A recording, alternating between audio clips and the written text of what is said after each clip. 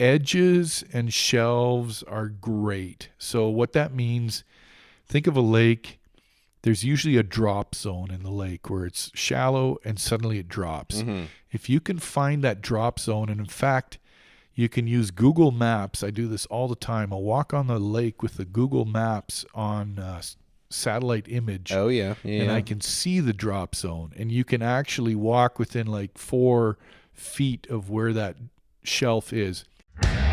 Welcome to the Wilderness Wavelength Podcast.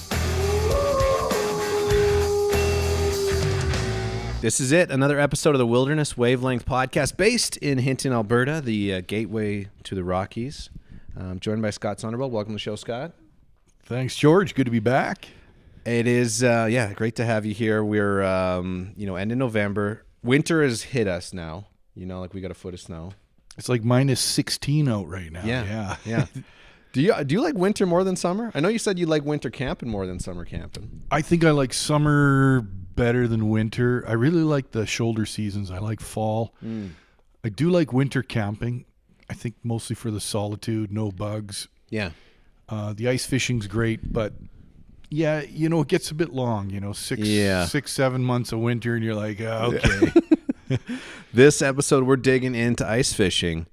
We've got a lot of ice fishing locations around here. Like we're blessed with some great lakes. We talked about this last night. You're like, I don't want to give away any of my like favorite lakes or favorite spots, Hey, I was really wrestling with this one, man. I'm thinking, I don't know why I'm on the fence with this podcast tonight. I think because ice fishing's so specific. You come back and people are like, where did you go? Yeah. And what did you use? Yeah. And you're like, none of your beeswax, right? So tonight we're going to give away some great top secrets, but we're not going to make it specific enough that you're taking away the honey hole sort of thing, right? Yeah. We'll talk ice safety. There's a lot of different, we can go anywhere with this one. But one thing I wanted to know is Germany was like, you growing up in Germany, was ice fishing something going on there? Or? No, we wouldn't. We had a nice creek by our place, so I would catch trout in the creek. Yeah. But it never really froze over that much. It was too temperate. My ice fishing really kicked in spending time in Canada. Yeah. Yeah. There's the lakes have just frozen over, so like we're a couple inches of ice right now. You've already been out ice fishing. I was out last weekend when the ice is still cracking under my feet. Oh, man. Wearing a life jacket, had a throw rope with my buddy, ice picks. I would say, if you're listening, don't do this at home, kids. Nobody broke through, but I would say it was a calculated risk. We realized that, if somebody went through, we would have to fish them out, get the truck fired up. We had all the safety gear ready, but it's kind of being a rock climber and deciding you're not going to use great climbing gear or something like that. Right. It's not ideal, but do you find we caught good fish? When I was looking on online there last night, a lot of people were saying like you get out ice fishing early in the season, like really early in the season, you're finding maybe some pockets of like fish that weren't really, attacked throughout the summer. Is that what's going on when you're ice fishing like this early? Yeah, certainly some of these smaller lakes, these stocked lakes, like they get hammered hard in fishing. And it's, depending on the species, you want to get out there sooner than later, especially brook trout. Like right now, the spawn is on. Okay. If you've been brook trout fishing, you pull out those males, they're bright red and starting to get that change in the facial structure. And November early ice is just magic for brook trout. I mean, seriously, without a word of a lie, on a good day, sometimes you're pulling 40 out in an hour. Like It's just nuts, right? And then it slows down. December's still pretty hot. January's getting a little more laid back, and February they're just turning back into normal fish. So the seasons are really important. We got a little lake that I can't give away too many details on this one either, but it's one my dad like loves going to, and you got to take a snowmobile or like you could get a quad in right now, but even that's a little dicey. But it's, I think, stocked with brook trout. Man, it's a heavy hitter, and especially when you know the spot. Like there's a little bit of a beaver dam there that he's like, this is the spot, and every time, like like you say, he's getting 40 fish an hour. So Wow. Well, Yeah. I think I know which lake you're talking about, but Think so? we won't say it on air. Yeah. Okay. Yeah. But you'll notice on a lot of my posts, people are like, "Where did you get them?" And I always say Maxwell Lake, which is a tiny pond behind my house. And Right. what did you use? 5 diamond spoon. So you'll hear that all the time. It's all BS, but it keeps me from giving away. Do you all ever these see trade anyone out secrets. fishing on Maxwell then? Because Maxwell doesn't have any fish in it. Like they just got like some little. There's sticklebacks Yeah. and fathead minnows in there and leeches. That's about it. What's funny about that is I had a guy corner me and he goes, "Scott, you got to stop telling people you're fishing at Maxwell Lake. Somebody was drilling holes there with the auger the other day." So if you're listening, there's nothing to catch in Maxwell Lake, right? Speaking of drilling holes, that's something we got to get into because I went into a little bit of a online tunnel last night just about like ice augers and what's the best one and what do you use? What's your go-to? Well, the first time I went ice fishing, I was a little kid at my uncle's lake. It was actually northern Alberta, and he handed me an axe. Okay. I went out on the ice by myself. I was like 11 years old and chopped the hole through. So that was my introduction. Yeah. I used hand augers for many years, and it was tough when you have 6 kids and you're drilling multiple holes. Oh, yeah. Yeah, you get a good workout. But Yeah. bought the power auger, the gas-powered auger years ago. It's done me well. I do like the 10-inch holes you get with the gas power. Yeah. I know so many people are going to the electrics now and really liking them. Yeah. But they don't tend to be, pardon me, they don't tend to be quite as big a hole as a rule. I think more 6 to 8 inch. Yeah. That's what I saw last night. Yeah. What do you use? I got a hand. My dad, when we go with him, he had the gas one. Then last year he got an electric one, which he likes. Gas one we always found a little temperamental, whereas the electric just go out there and going, which was nice. But after doing some research last night, I'm like, maybe my next move is buying one that just hooks onto your little hand drill. I've used those before. A friend of mine had one. What do you think? They were a little finicky. Now, you're a pretty handy guy and good with tools, so you'll probably figure it out. But make sure you get one with some good torque, right? So sometimes I'll drill climbing bolts into rock, and I think it's a 36 volt instead of an 18. Yeah. Like go with something with a little Heavy more duty. gusto.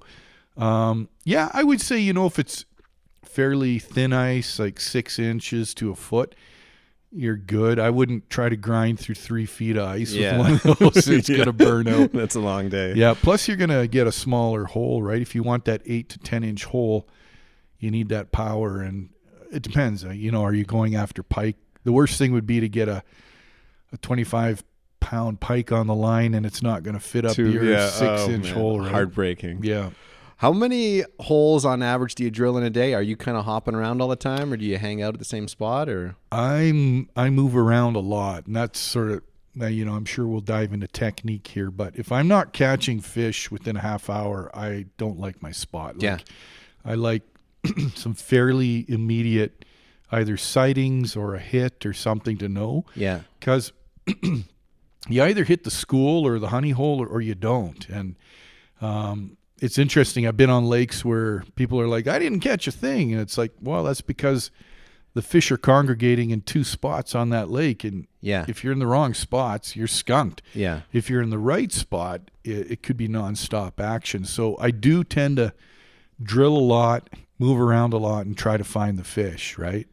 I think that's rule number 1 is go to the fish. Don't try to fish to get the fish to go to you. Right. One of the things that I saw, so I just Google what's the most useful piece of ice fishing gear you have, and the number 1 response for that is the flasher or the sonar. Is that something you got in your Rolodex? Interesting. So are they talking flasher as in something to draw in the fish in deep water? Flasher is it does that, but then it also you put it in the hole and then it'll say which level the fish are at. So they're, you're fishing in 90 feet of water, 60 feet of water. So I'm betting a lot of those people are in some deep Ontario lakes or the Arctic or something We're a little different here in the Northern Rockies. Most of our fish are caught in seriously 4 feet to 20 feet of water. I probably do most of my fishing under 10 feet. Yeah. And part of the fun with that is you can see to the bottom. Yeah. Clear lakes. You can actually play your fish, and it's almost like a puppet show. I always tell my kids when I was teaching them, I'm like, don't just jig. You're doing a puppet show. Like, make it look like a water beetle or a wounded minnow. Yeah. And then when the fish is coming in close, stop jigging. That's rule number 1, because if you just aimlessly jig, a lot of them get freaked out. So the best thing you can do if you attracted your fish and it swims up is either stop moving. That's the easiest, and they'll usually hit it once it stops. Or even better, I found, is to drop it away as if it's escaping, and that will kind of elicit that predatory response. Gotcha. Bottom bounce, and often they'll hoover it, like vacuum it off the floor of the lake, right? So that's worked well for me. And it always depends on the species. Like pike are a little more aggressive, but whitefish can be spooked super easy. So if a whitefish comes into your little wire worm, just don't move it or drop it down, and then they'll suck it up, right? Yeah. So when you're looking in the hole, so my dad has a couple methods. One thing he loves doing, he has like waterproof coverall. So he's laying down on the ice, right, and then has like a little tarp over his head. Yeah. Or then we also have some like one person little ice fishing shacks. They're easy to haul. You just pop them up. They're easy to go. Yeah. What are you using? Yeah, I do all of the above. If you're standing on a nice sunny day and you're only in 4 feet of water, you generally don't need an ice tent. You can see to the bottom. Yeah. No problem. If it's a little overcast and darker, I'll put sometimes a wool blanket and sit on a chair. Okay. So that's kind of the poor man's ice tent. And it's nice if you're moving around, because you don't want to keep unscrewing that ice tent in the wind. Yeah. I do have a couple ice tents. I certainly use them, but I tend to anchor those down once I've found the honey hole, right? There's nothing worse than spending all the time drilling your holes, cranking it in the high wind, and finding that you're in the wrong spot. So yeah, make sure you're in the good spot and then put that ice tent into place, right? I watched this one YouTube guy. His name's Mav. I think you could just Google Mav. He's got a pretty cool little following, but he does a lot of ice fishing. And one of his go-tos, like a lot of his videos are, he's ice fishing for 3 days. So he'll have like a bigger ice fishing tent, drill a couple holes there, and then he's cooking food and stuff in there. That's my goal this winter, is to spend a night on the lake. You doing? Oh, yeah. Do you do that? No, not as a rule, but it's interesting. Again, if you go further east in Canada, that whole ice shack mentality, it's like a getaway cabin for guys. Yeah. They're playing poker, smoking cigars, having a few rum and cokes, and really fish is sort of priority 5 on that list. But no, I can see the appeal.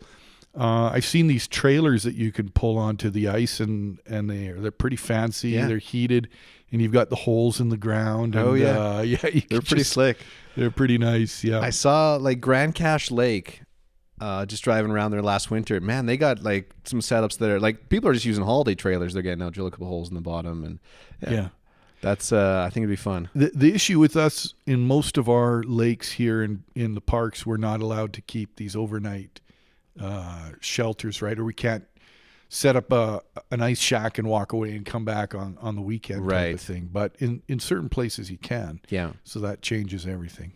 There's a few different options too. I think Slave Lake's got it, and Cold Lake and Wobman. You can just call or whatever, rent a little house on the lake, and they got little porta potties next to it, and then you got like a little fireplace in there and a camera down into the hole. So it's on the list this winter. Yeah, that sounds good. Yeah, so that'll be something I'm excited to do. You might have to drag me with you. Yeah, let's do it.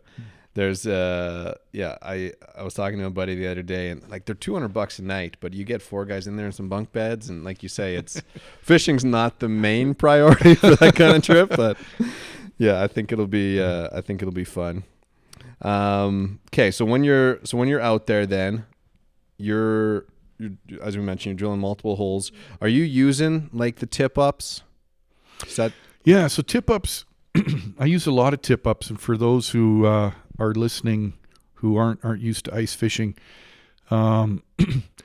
so at least here in the Northern Rockies, we're allowed 2 lines each. So you can be jigging in a hole yourself, and then a tip up is kind of like this other robotic fisherman, if you will, that's fishing away from you, but it's it's either a dead stick that's just sitting there or a wind tip up that's being jigged in the wind. So I have multiple versions of tip ups. Yeah. And it depends on the species, the time of year, all of that factors in. So here's the thing, folks. If you want to make $1 million, and George, this is for you because you're more than $1 million. Trust me on this, multi-million-dollar enterprise. I'm telling you right now. Writing this down. And I've stayed awake at night trying to figure this out, but I'm not a great engineer. So here it is. The wind tip up jigs for you with a paddle in the wind, right? You've seen them. I've got a few of them, and it's brilliant. But the problem is when the fish bites, they grab the line and they run, and often they're off before you can. It doesn't set the hook. Right. So you're sprinting across the ice. I've pulled my back out sliding into home plate, all of that. And then you've got the jaw jacker, which is a dead stick. So it's like a tip up, but there's no movement. And then the fish bites it and it sets the hook. So that's brilliant. Now you can buy a battery powered jigger for the jaw jacker, but that just feels wrong to me. You got a robot I might do it. you. Yeah, it's robotic fishing. But here's the thing. If you're listening and you want to make your millions, trust me on this. Figure out a wind jigger that when the fish bites, it'll jaw jack. So you've got wind providing the movement. There's no batteries involved. Yeah. But when the pull is right, and that fish takes the line, it sets the hook. Man, that is the ticket. So I've tried to figure it out. I can't. Yeah. Give it a go. Yeah, you need and hey, because it was my idea, I get 10% right. of your millions when this thing's made, okay? Yeah. You just need a jaw jacker that has a little more movement normally. Like a jaw jacker that's... Yeah, and there is, again, you can buy the battery-powered ones, and they're on a roller and a timer.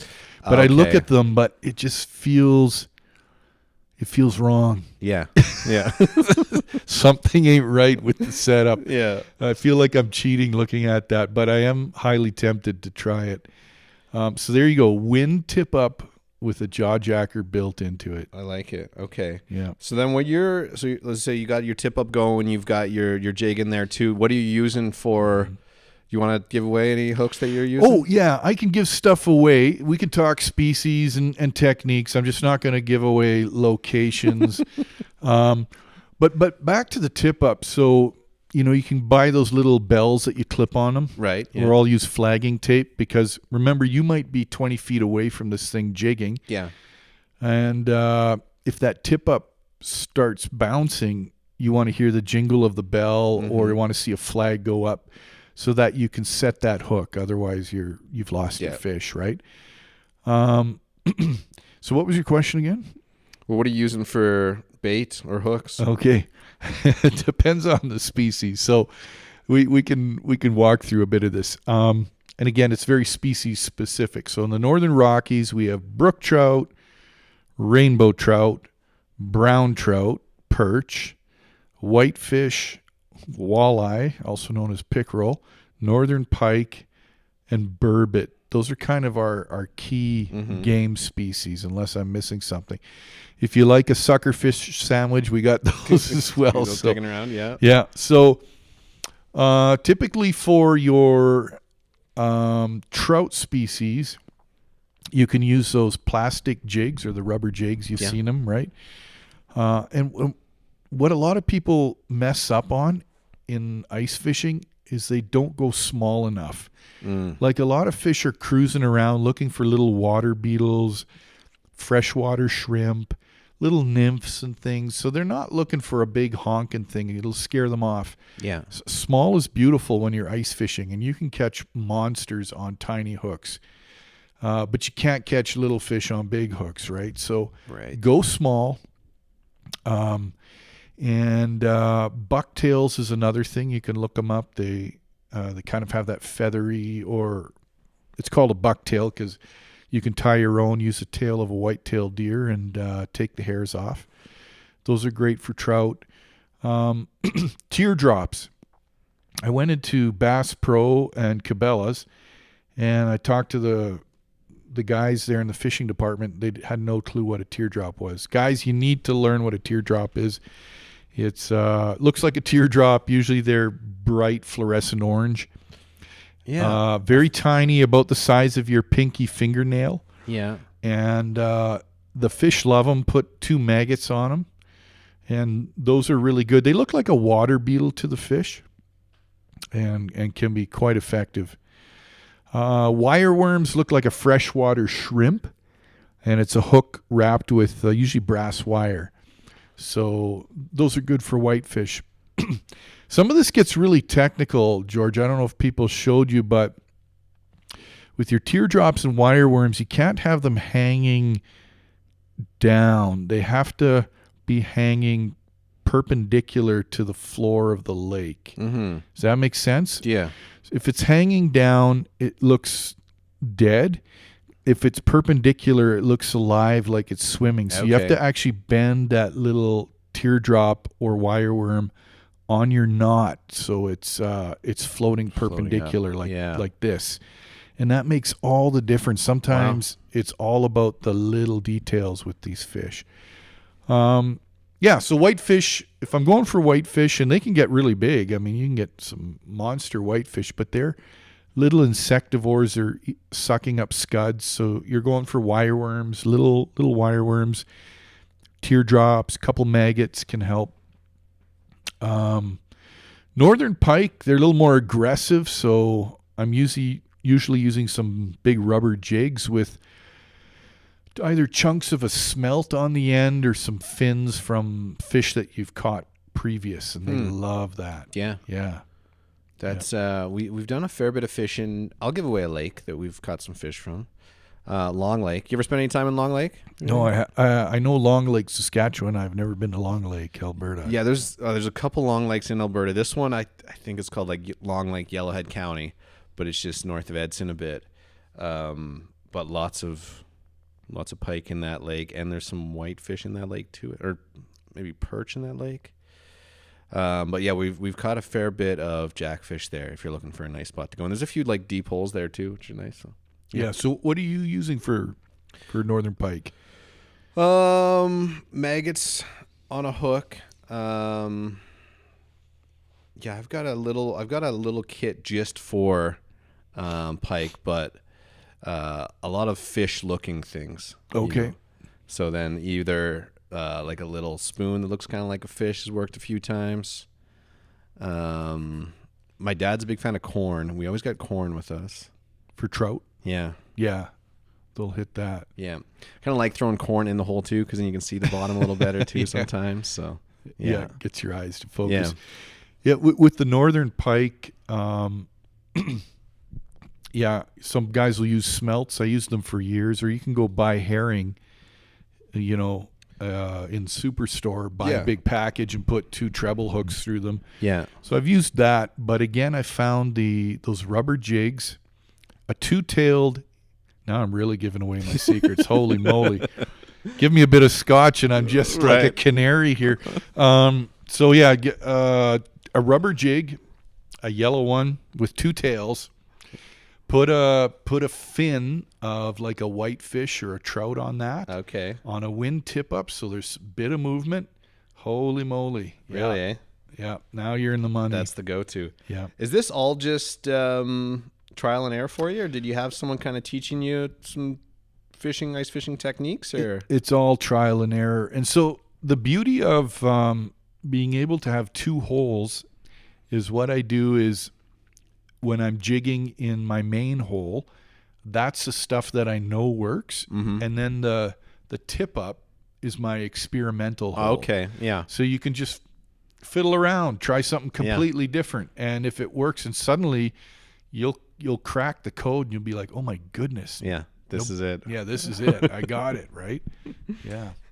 That's I think one thing we should get into before we get too deep into this podcast too is ice safety.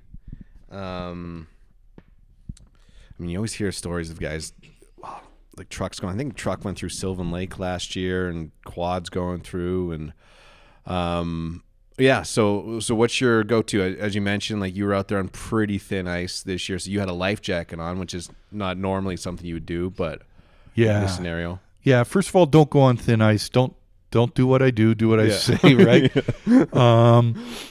So Red Cross has some really good safety rules. I took an ice rescue course about 15 years ago, and the stuff has really stuck with me.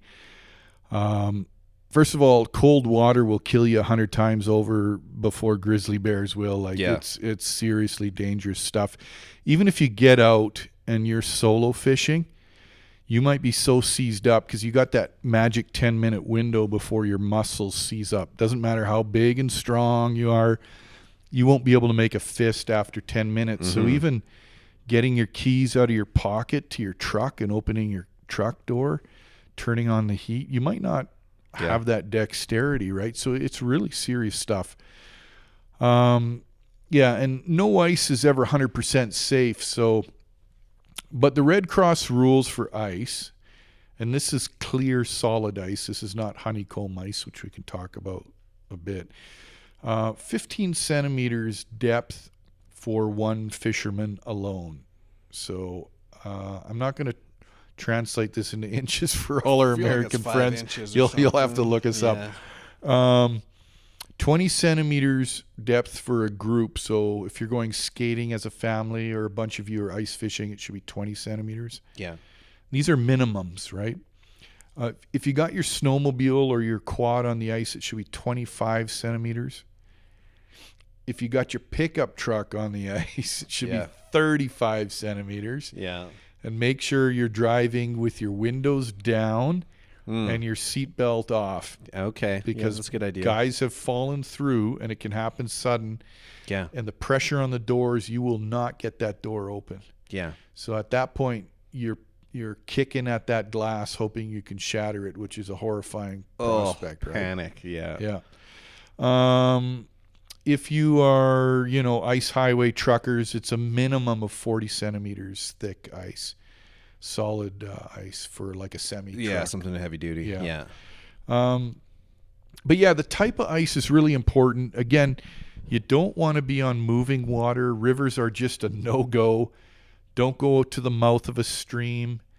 Anything that's moving is, even in minus 40, I've seen open water. Yeah. No one's ice fishing on a river, though, are they? Well, they shouldn't be, but sometimes you'll get inflow. So let's say there's a creek running in, and those can be great for fish, so it's highly tempting. But that's super thin ice. We've had snowmobiles and trucks go through here regularly where there's flow. The other thing we have quite a bit in the Northern Rockies is springs. And for those who are listening here, they're bubbling up from the bottom of the lake from the aquifer. So you have no clue where they are. Yeah. And they move. So a spring can fill up with sediment and it stops. And then it can bubble up 100 feet to the right.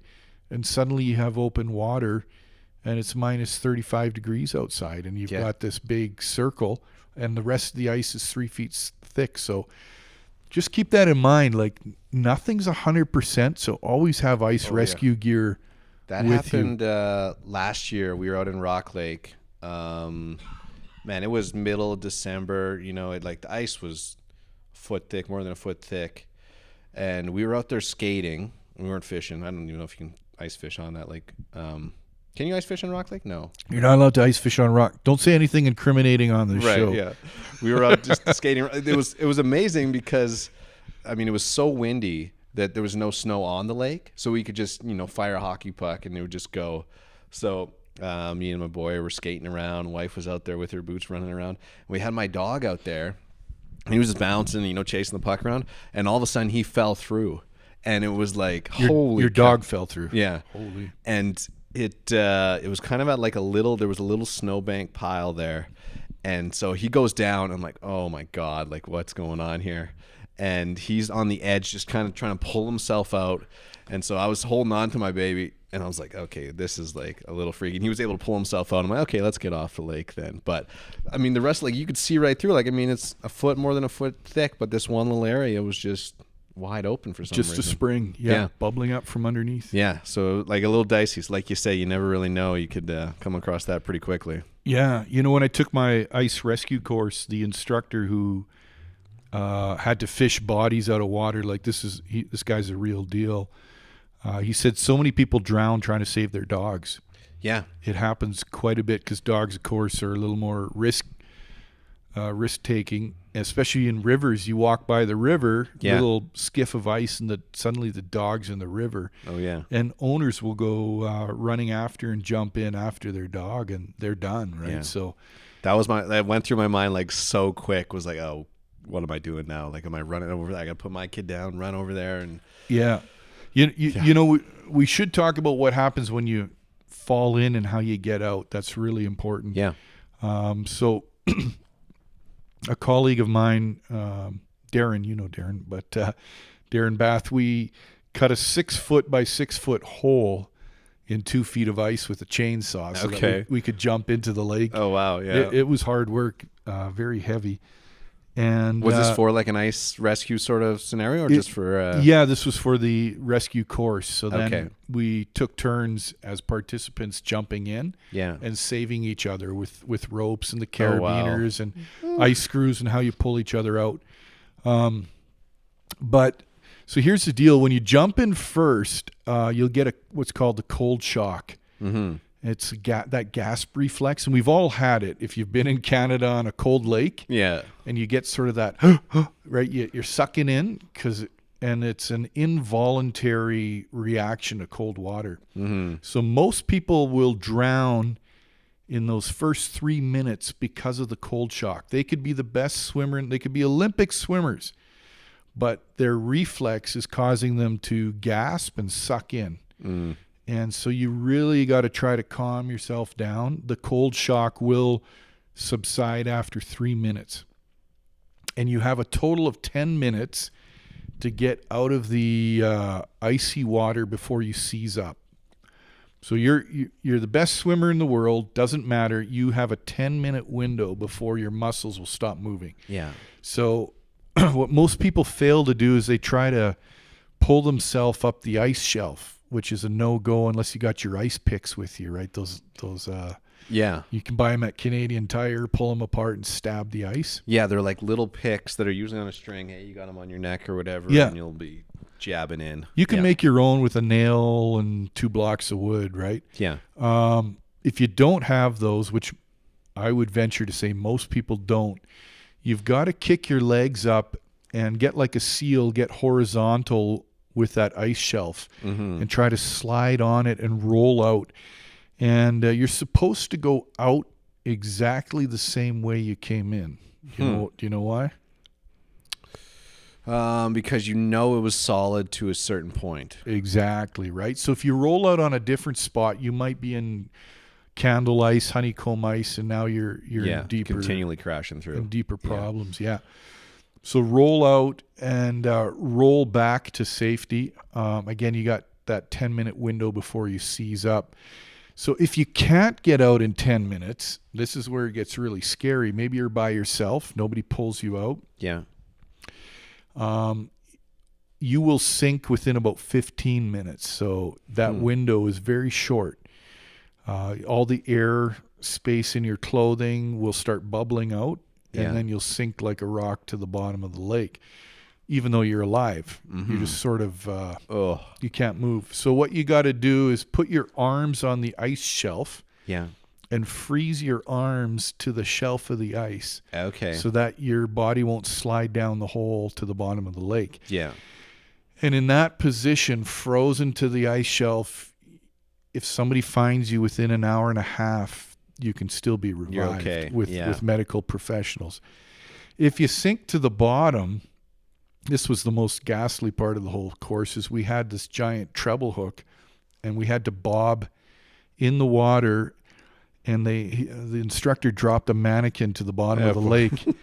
And we had this huge treble hook, sharp treble hook that went to the bottom. We had to, hook it into anything on the mannequin and pull it up. And I said, well, like, what if this is a person's face or ears or something? And he goes, hey, if you don't get them out, they're dead anyway, right? Yeah. So and the amazing thing is, children especially can survive or have survived from sinking to the bottom of a lake, being pulled out an hour later.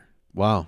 Without brain damage, which is amazing. Yeah. The older you are, the less you're able to do that and to recover. So there's this drowning reflex in children especially that has saved many kids over the years. But it's the crazy. idea is it's just so cold, your body's just kind of shutting down, so then it's not, you're not using any air, and you're just kind of... That's right. Your heart rate slows down. Children will sometimes do what's called dry drowning. So they have a reflex. It'll close their lips so they're not inhaling into the lungs. Wow. And they're just going sort of comatose in the bottom of the lake. Yeah. Really ghastly, but it shows you that there's still hope if you can fish them out within that hour window, right? So I do keep, I have this giant cod hook. I bought the biggest treble hook I could find at Cabela's. Yeah. And I got this thing that I'll sometimes take along, just in case I ever have to do ice rescue. But thank goodness I never have. Nothing yet, eh? Always carry a throw rope. Always carry ice picks. Yeah. Always play the what if game. Like, can you get a fire going? Like you said, you might find that secret lake that's 2 kilometers away from your truck. Mm-hmm. Well, if you fall through, you're not walking 2 kilometers. Yeah. So you got to get a fire going now. Like, have some quick fire starter ready, and generally don't go alone ice fishing. Just so you have that buddy system, right? Backup plan there. Yeah, that's it's definitely something to think about before you head out onto the lake. When you're going on like as safe as possible here, hooks. Are you taking a life jacket, or is that just early season sort of thing? Yeah, I just took a life jacket last weekend because I was being an idiot. Yeah. If you're taking a life jacket, you might be doing something you shouldn't. Right. But certainly a throw rope. Floater jacket, I guess it doesn't hurt. A lot of guys use them for snowmobiling. Yeah. And they look just like a winter jacket, but they'll keep you afloat if you go through. Yeah. Yeah, not a bad thing to have in the arsenal. When you are looking at staying warm, I mean, like a lot of these, you're on a lake, it's -30 or the wind chill's -40. Like, what's your what's my system? Warm? Stay warm. It's similar to any cold weather survival. Dress in layers, wear your wool, your fleece, stay away from cotton. And for those who don't understand why cotton's so bad, cotton sticks to you like a wet Kleenex, so it'll actually cool you off, whereas wool and fleece will create that airspace to keep you a lot drier and warmer. I always told my kids growing up, you can always cool down in Canada, but you can't always warm up. So rather be too warm, take off layers when you need them. Yeah. And then have them there to warm up. Hot shots are great, especially if you're taking kids out. Their feet get cold, their extremities. I find, I'm generalizing here, but women's hands and feet get really cold. That's something I got to pick up. The hot shots are really handy. I'm very blessed with hot hands. I almost never wear gloves in the winter, and I can plunge my hands in ice cold water and fish. Huh. But I don't know what it is. They just start getting really, really hot when I'm out in the cold weather. The ice tent is great with a heater. Yeah, one of those little buddy heaters. Yeah, especially if you're taking your kids, right? Keeps them out of the wind. And blankets are good too, whether you're using them just to keep warm or to throw over your head when you're staring down that ice fishing hole. Yeah. Were the kids, like with the 6 kids, were they going regularly ice fishing with you? Was that something that they loved doing? Or? Oh, yeah. We took them all the time. It's a little bit crazy. Ice fishing can, like, I just looking like my boy's 3. Ice fishing can be a little slow at times and a little boring at times. How do you keep them invested in the experience? Have you taken him ice fishing? No, yet? we haven't went ice. Well, Yeah. actually, we did, but he was also sledding. Like, Mom was there hauling around the lake on the sled. So Perfect. Yeah, that's one of my things on the list. If you're going to take kids, have a plan B and a plan C for activity, whether it's a sled, a toboggan, could be games. Bring great food, hot chocolate, chips. So it's an event for them. But try to pick a lake where there's success. So even if it's little perch or little trout, it's as long as they're catching something. Yeah. And they really like an ice tent because they can look down the hole and see the fish. It's like an aquarium. Yeah. So I would go with those sorts of things and keep the holes small. I have a buddy who he took his toddler ice fishing and he was bobbing his toddler on the knee and the toddler stepped into one of the holes. Now, luckily, didn't drop right through, but that could be horrifying. Oh, yeah. Don't be cutting a clover leaf in the ice. Could be very dangerous. And remember, kids will drop crap down the holes. Oh yeah. I had my grandson out. I think it was 2 years ago. Yeah, no, probably a year ago. And we were packing up to go home. We had caught our fish, had a great day, and I had brought 2 avalanche shovels out, and they each cost like $80 to $100. These are nice shovels, eh? I'm like, I found one. Where's the other avalanche shovel? We're looking everywhere. And suddenly I look at Bowen and I'm like, hey, buddy, did you see another shovel? And he's got this weird look on his face. Yeah. He walks over to one of the holes we've dug in the lake and points down the hole. I'm like, no. So I stick my face down there. I can see on the bottom of this lake this $80 Avi shovel lying in the sediment. So were you able to fish it out of there? Well, we didn't have time that day nor the tools. So what I did is I froze a stick to mark the spot. Okay, yeah. I went home and I cut this giant lodge pole and took a coat hanger and duct tape and made a giant hook and went back the next day, drilled a hole and was able to fish it out from the bottom of the lake. But yeah, kids will surprise you, George. Yeah. One of my first memories, I feel like my first memory, really my only memory with my one grandpa, my dad's dad, Ben. He passed away when I was like 5 years old. But I remember an ice fishing derby, going to an ice fishing derby with him. I think it was at Fickle Lake, and I caught a fish, and that was like one of the highlights, really early memory. And it was like I caught a fish, and they gave me like a real rainbow looking hook as like a prize, and it was pretty exciting. Oh, nice. Yeah. Do you remember what kind? Was it a whitefish or pike? That I don't know. Yeah, what's in Fickle Lake? There's northern pike, perch, and whitefish. Okay. Yeah, I haven't fished there probably. I might have been there a few years ago, actually, but not a real regular spot I go to. But ice fishing derbies were fun. I remember going to some when I was younger. You go to those? Is that something that's... Well, we used to put on a fishing derby with the Fish and Game Club here, and it was super successful and really great for families, and kids would come out and show off their big catches and hand out trophies. So I think it's something we should do again.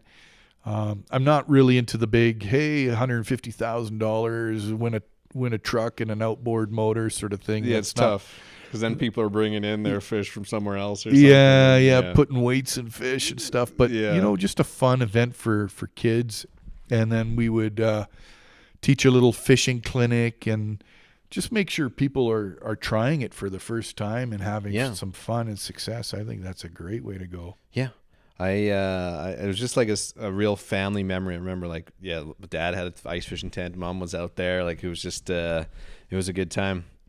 Okay. We've got a couple Ask Scott questions too, Scott, we should get into, and then we can get back into a few more fishing tips here. If you want to send in a question to Scott, go wildernesswave@outlook.com. Okay, this one was from Samantha, and she said, Scott, do you have a go-to brand for tents and camping gear? This might go into your fishing stuff too. Do you have a go-to brand that you're going with, or? For ice fishing stuff, just, oh man, I look at prices and, and quality. But for camping gear and tents, I can get into that. I would say so much depends on your budget, Samantha. You know, if you're willing to fork out the money for backpacks, I do like my Osprey backpack, but it costs a lot. Deuter, the German backpacks, I guess in English most people call them Deuter or something, Deuter. Those are top of the line. For tents, MSR, Rab, Nemo, Big Agnes, Marmot, those are all pretty big names. Yeah. Mountain Equipment Co-op, as Canadians, they make some really good tents. I've got some mountaineering tents that I've used for 20 years, over 20 years now, and they're still going strong. What was it? Sleeping bags, did you mention? Or Yeah, tents and camping gear. Yeah. So stoves, sleeping bags, sleeping pads, we can get into that a bit. For stoves, I bought the Soto Windmaster. Soto, S-O-T-O. I'm really happy with that. I know a lot of people are getting into the jet boils, but the problem, and they're great, don't get me wrong, but the problem with the jet boil that I found is they come with their pot. And when I'm heading out, I might be catching a fish or shooting a grouse or frying bacon, and I need multiple different pots. Right. That one's pretty limited. Yeah, so I'd rather take a collection of different lightweight cookware and use my Soto Windmaster. And that thing, I've had it in howling winds. I mean, it lives up to its name. I'm sure I've had it going in, 30-kilometer-hour winds, and it's humming along really good. And it weighs nothing. The Pocket Rocket from MSR is also pretty popular for a stove. Yeah. Really hot. Sleeping bags, I guess Nemo, Thermarest, Marmot, and Rab, R-A-B, make some pretty high-end sleeping bags. Are you choosing this a lot, too, based on weight? Like you're trying to go as light as possible? Well, and that's the thing, right? The more you're going to pay, the lighter weight you're getting for that warmth and credibility. So if you don't have the money, it just means you're going to have to carry more weight. Yeah.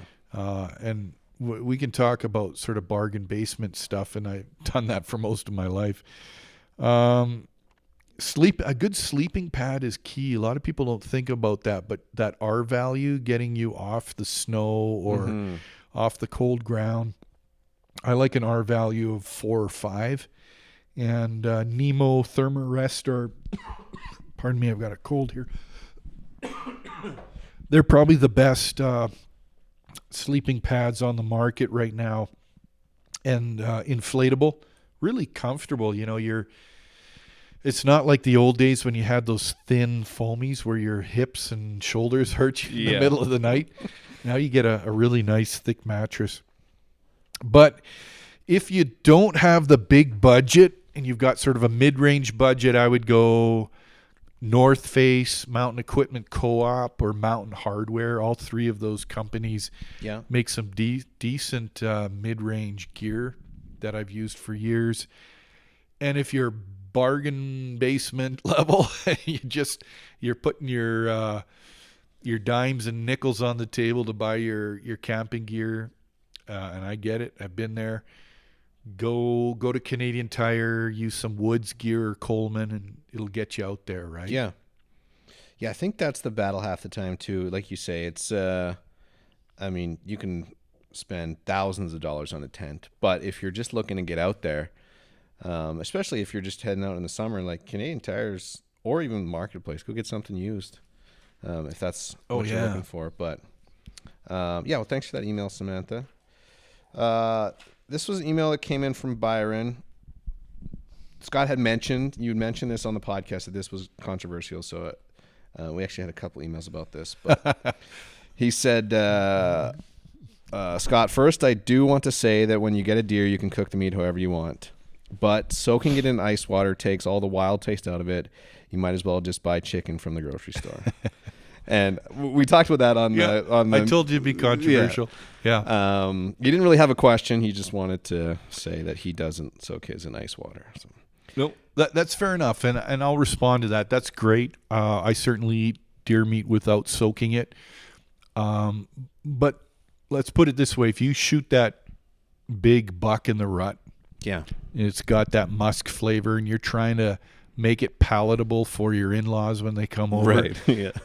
If you do soak it in ice water, it'll drain the blood out, and it'll get that musky, gamey taste out of it, to the point where sometimes it tastes almost identical to beef. People wouldn't even know. Yeah. So yeah, if you want to be a purist, go ahead and eat it unsoaked. I'm just saying, some people say they hate deer and they'll never touch it because of the gamey taste. And I'm saying, well, there's ways around that. Yeah. Yeah, we appreciate the email too. So yeah, if you bring it on. Bring it on. Let's do one more here. This one from Graham, and he said, "Hey Scott, have you ever thought about trying an extreme mountain hike, like Everest or K2? Has that ever been?" We kind of talked about rock climbing, and hiking, and trekking, but I think in my younger days I did. I'm getting up there in years, so right now I'm here for a good time, not a long time. Is that how the song goes? Yeah. Everest used to be really cool. Sorry, folks, but to me, Everest is a bit of a turnoff now when I see those lineups. Oh man, pushing up. I'm like, I'm not paying an arm and a leg to stand in line behind 300 other people trying to hit the summit. Yeah. So I would rather do some lesser known mountain like Mount Logan, or even Mount Robson here, the tallest rocky mountain. Something like that would be really cool. Yeah. But the older I've gotten, and I've done my share of mountaineering, I've gotten more cautious, not less. Mm-hmm. I think the younger I was, the less fear, or maybe I was just crazier. But I really want to bag a mountain with somebody who knows the route. Most people get in trouble by getting off route. Mm-hmm. And I've had friends that died doing that. It makes sense to go with someone who knows where they're going, who's been there before and knows the way to go. And then you can go back yourself and bag it on your own. But just going blind on a mountain without that guidance is a scary thing, right? I read earlier this year, John Krakauer, I think it is, Into Thin Air. And it's like the story about... Great story. Yeah, climbing Everest. And like you say, it does... The more you research nowadays, Everest is like, it's so commercialized. Like, you want to go there, it's $50,000 or something, and then you got to get a guide to take you to a certain tent. And then it definitely seems like you'd be just in a lineup behind people. Like, not the experience that I'd be looking for. Yeah, for me, getting out in the mountains is finding that solitude and that wilderness experience. Yeah. And to be in base camp with hundreds of other people scrambling to get up the same route. Yeah. It just doesn't feel right to me. Yeah. But to each their own. If that's your cup of tea, I'm not bashing you. Go for it. There's definitely a lot of people got on the bucket list, and it's still like, it's the tallest mountain in the world. So it's like, there's so many mountains that are not climbed out there. It doesn't have to be Everest or K2, Yeah. Just come back alive, I think, is the main thing. Yeah. Thanks for that email, Graham. If you want to send a email in, or a question or comment, or disagree with anything, wildernesswave@outlook.com. Always look forward to hearing from you guys. And it's been great. There's been people emailing us with guest suggestions, and so that's super handy too. So if we want to come on the podcast, someone that wants to come on or would have an interesting story, send it in to us. Okay, let's talk a little more ice fishing before we wind this down. Let's get back into it. One of the inventions, this is a pretty cool invention. I'm big into beer koozies. I got like a beer koozie collection. So this thing popped up, I think 2 or 3 years ago, and I was like, oh, this thing's cool. It's called the dipstick. And essentially, it's just a giant tube. So you drill a hole, and you put this giant tube in. Then you can put 12 beers into the water, and it won't freeze them. It's like some guy. I think it was a guy in Manitoba or Moose Jaw that invented this thing. It won't freeze them because it's just like keeps the beer the temperature of the ice. So look up the dipstick, and if you own this dipstick company, you want to sponsor us, send one my way. There you go. And for all the law enforcement people listening right now, what George is talking about is he's got an ice shack where he's allowed to stay overnight. Right. And it's fully legal. Yes. Yes. Just we're clarifying that. Yeah. It was a cool adventure. I don't know how much traction he got. I don't know if he got onto Dragon's Den, but it was like when it came out like 3 years ago, it was like this invention's going to be millions and millions. Well, I have heard of guys. I have a friend. Yeah. I have heard of people drilling a hole in the ice and stashing their beer in the hole, but not all the way through to the bottom. Right? Yeah. Obviously. Yeah. This is just like a long telescoping tube, and you just drop them in. Yeah, it's a cool idea. A good survival technique. Yeah, exactly. Yeah. Yeah. Survival technique. Yeah. So then the other thing I wanted just to talk about then, are you using sonar?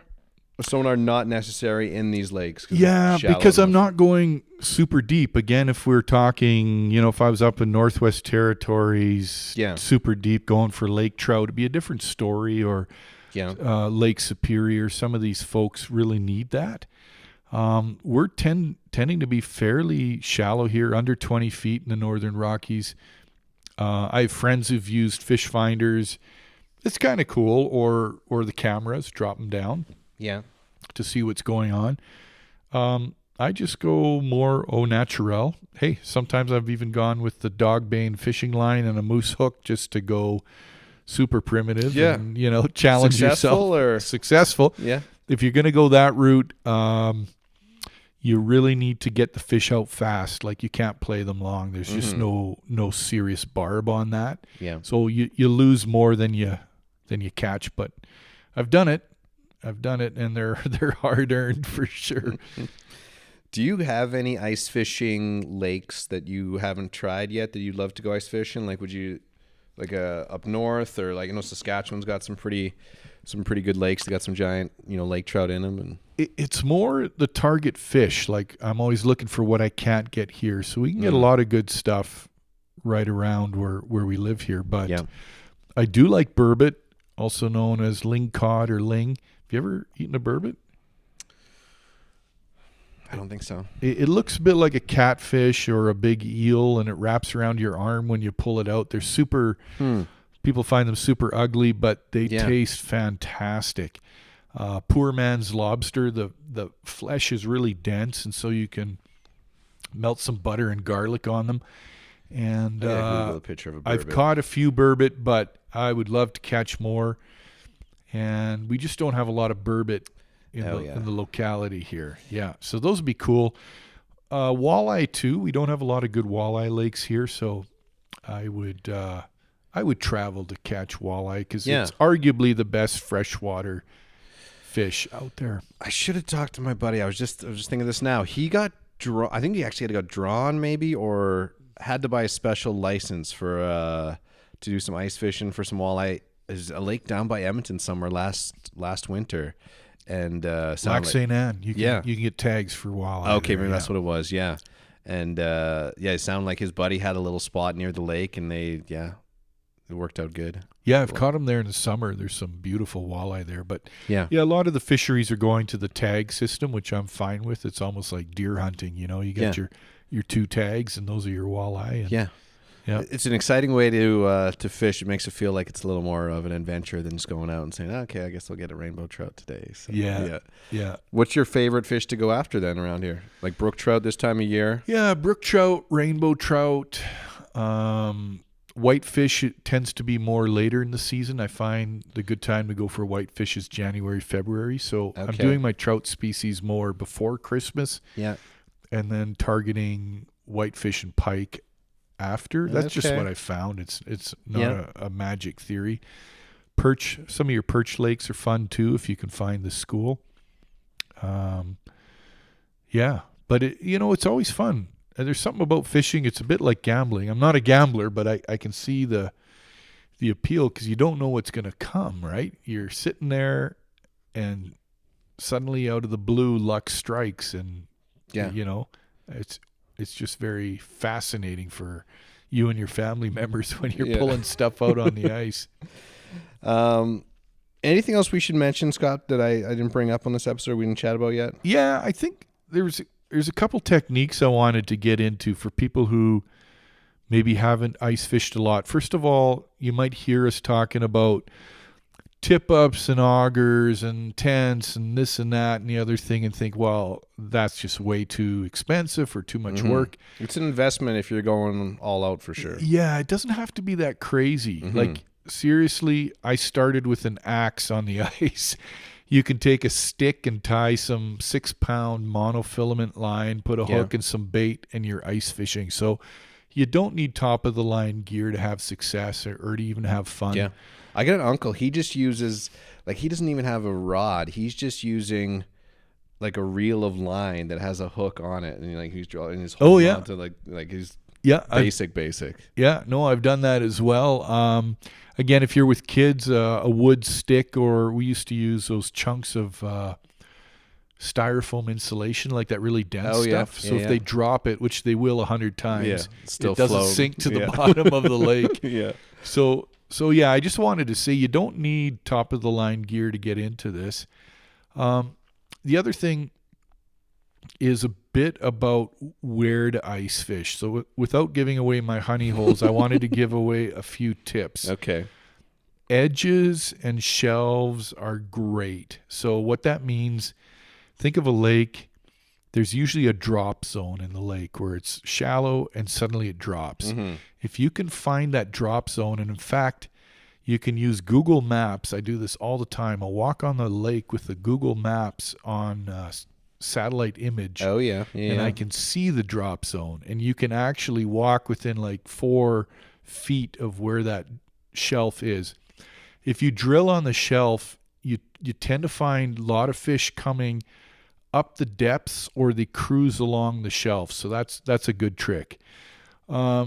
Structure is good. So if you can find any rock piles or submerged trees, reed beds, weed beds, anything that, think like a fish, they want to hide, they want to find water beetles and stuff to feed. So I find people fishing over this open sand and sediment and they're catching nothing and they're like, oh, this doesn't work. It's like, well, because you're not where any of the fish would want to be eating. Why are you fishing in the middle of nowhere, right? Yeah. So put a bit of thought to where you're drilling that hole. The other trick is, if you haven't fished a lot, just because you get a little pull on the hook doesn't mean the fish has committed. So let them suck it in, not just nibble. So I'll hold that rod or my line and you'll feel that good tug, right? What's the saying?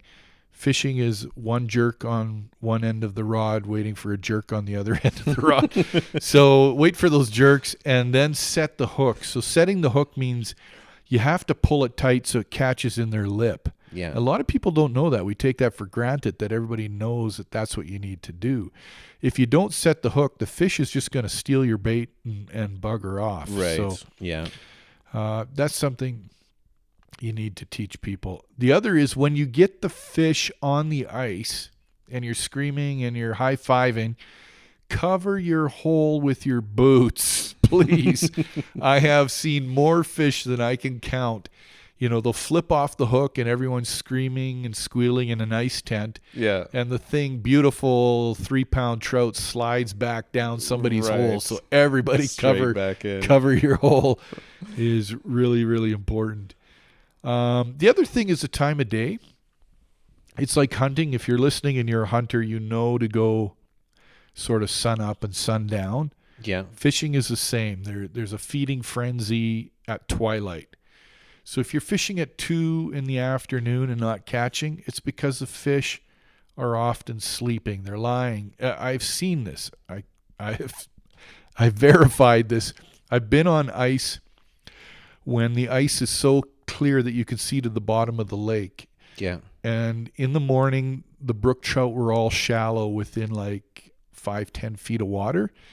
By noon, they all went deep and were sleeping on the bottom of the lake. And I could tell this because nothing was biting. Yeah. And I walked out on that clear, thin ice, and I could see them lying on the bottom of the lake like they're having a siesta. Wow. And they're not back till the sun's starting to drop. So keep that in mind. The time of day is really, really important.